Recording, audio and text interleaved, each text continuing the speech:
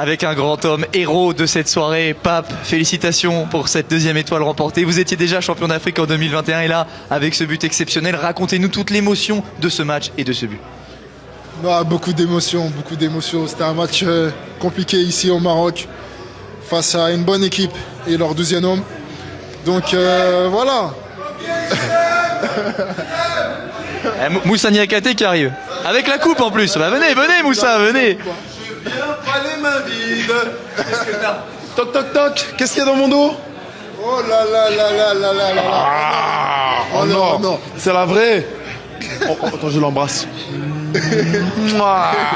Bon, Moussa Pape était en train d'expliquer que c'était un match de folie face à un Maroc avec son 12e homme. Son but, il est pas mal quand même. Je résume en quelques onomatopées. Non, quelle frappe. But exceptionnel. Vous savez, il est grand, ce qu'il a fait c'est extraordinaire, on s'est battu et je crois qu'on mérite, tout simplement.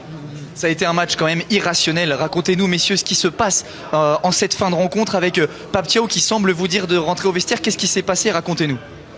Ouais, il y a eu ce fait de jeu du penalty.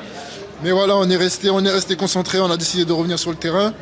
Et voilà, le gardien Edouard a réussi à arrêter ce penalty. On est resté concentré dans le match et après on marque. Donc non, on est très content ce soir. Il y a eu aussi une belle partition défensive. Mamadou Sarr, c'est ses débuts. Comment vous l'avez aidé, Moussa? Comment vous avez vécu ce match derrière? Mamad, c'est mon petit frère avant tout. Voilà, on est resté 2 mois ensemble à Lyon. C'est un gars, on est tous les jours au téléphone et je dis ça à premier degré, j'abuse pas.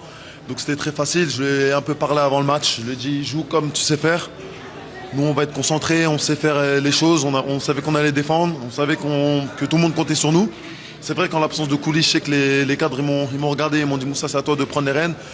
L'absence de Crépin juste avant le match, donc c'est-à-dire l'arrière droit avait 21 ans, le central 20 ans, l'arrière gauche 21 ans. Donc c'est sûr que je devais prendre un peu ce rôle-là, mais on l'a tous fait. Ils ont fait un match monstrueux, que ce soit derrière, au milieu, devant. Et... Qu'est-ce qui se passe maintenant à Dakar? Ça va être quoi là? Là, on prend l'avion, on rentre. Là, ce qui nous attend, on n'est même pas prêt.